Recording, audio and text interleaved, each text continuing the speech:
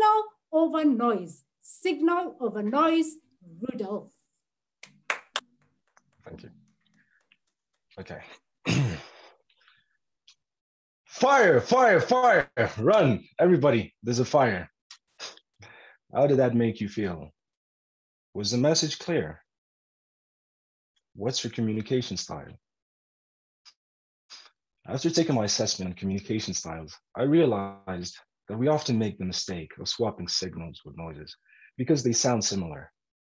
Fellow Toastmasters and guests, we stand with our heads high, our shoulders relaxed, with big smiles on our faces, hiding our uncertainties because we make the right decisions. I say, lo and behold, a man, lo and behold, a woman of principles. How many times have I been told that a man without principles is like a house built without a foundation? That is very poetic. However, we live in a world where principles are an old man's habit, a world where dishing out an abundance of information is ordinary and where being normal is the new bizarre. Personally, I say noise because if a mother doesn't know anything and teaches her child everything she knows, then what does the child know?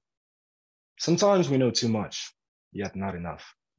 We make the right decisions only to regret them later on. Our consciences are disturbing us. They're telling us you're wrong. But we're intelligent. We can't be wrong. The purpose of a signal is to convey information and noise to distract. We've often been clouded by noise that we look over what's important. Where purpose is not known, abuse is inevitable. And by abuse, I mean abnormal use. As 99% of the time, we walk around in our bad decisions, constantly reassuring ourselves that if it feels right, then it must be right. But what if we're wrong this time? A very simple example is a signal here. The signal here is that feeling right is a noise. For a very long time, we've been confused by our own perceptions. And today, we're illusioned. We don't know nothing better. We've been seeing the same false information repeat itself over and over, that at the end, we started believing that it's the truth. My fellow Toastmasters and guests, what is the truth?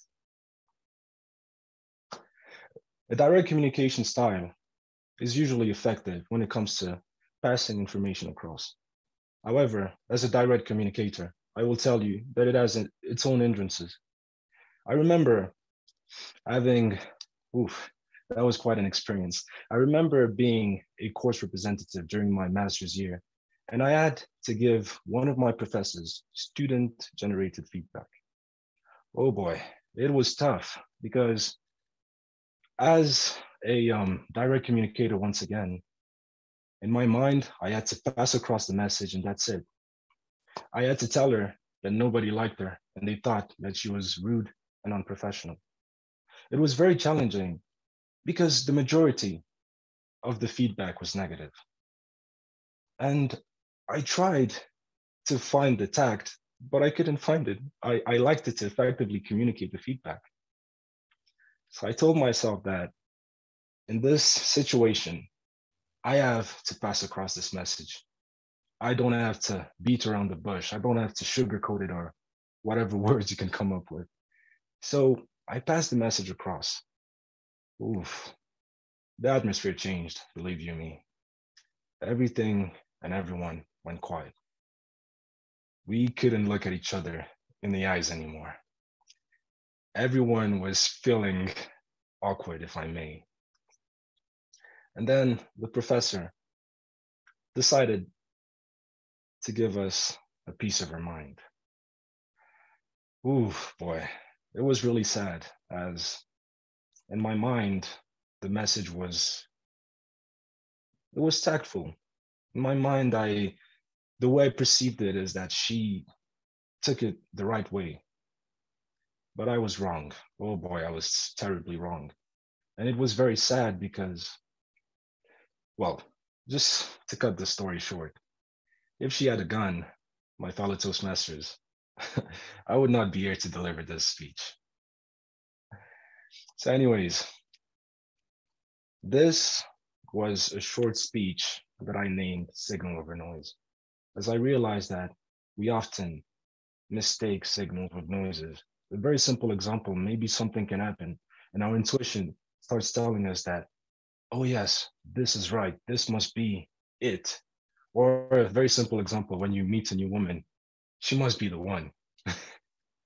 But once again, it could be a signal, we never know, but often it's a noise. So before I leave, I would like to add one more thing, because the lesson to be learned here is that we should be more sensitive and observant.